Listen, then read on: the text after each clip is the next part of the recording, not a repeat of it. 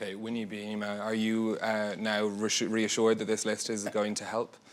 Well, there are steps in the right direction, but if I was a school teacher asked to make a report, I would say promising, but need to work harder. you tell him. You tell him. Because you see, some of these changes, like the blacklist, you see there small and developing countries like Namibia, like St. Lucia, like Samoa, a little island in the Pacific, but then serious tax havens, really, tax dodging countries or where money is stashed, like the Netherlands, like Switzerland, are not there.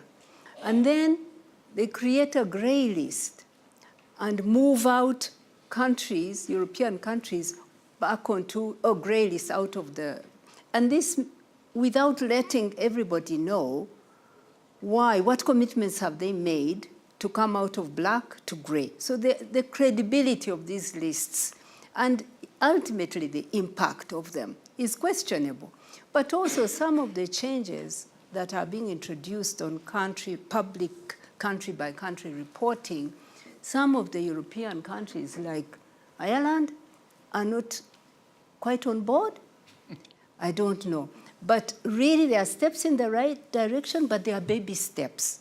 We want to see stronger commitments. We want to see that public country-by-country reporting means that developing countries, citizens there, can also see where profits are being made and how much tax is being paid. But if it's just between the operational area of Europe, then those who are cheated the most are not getting line of sight of what is happening. And let me conclude that this issue of tax avoidance is not just about euros, yens, and dollars. It's about human rights. It's about people who are denied access to the services they need to lift themselves out of poverty because of tax avoidance. Okay, Minister Pascal Donoghue, of that rate.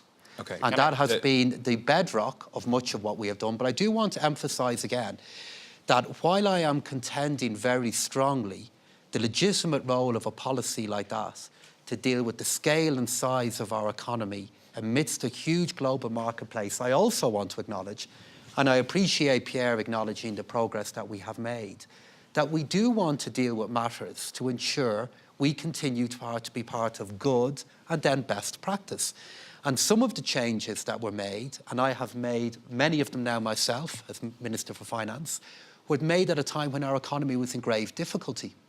And we made those changes because it's part of what our country wants to be about, to make sure it matches up with the values of our citizens, creates jobs, and then deals with many of the matters that have been raised by the pandemic. Sorry, and I'm speaking as a European citizen.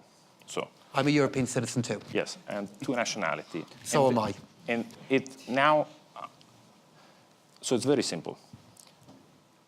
Within Irish tax code, if you have a multinational that is 100% directed outside Ireland, de facto, you're not taxed.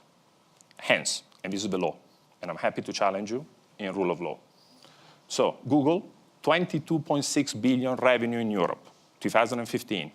How much taxes they paid in Ireland? 48. Equates to 0.002 per deal than Apple. Hence, every study, and it's the same, and I run my UCITS regulated business by the CBI in Ireland, so I'm a businessman in Ireland. It's very simple.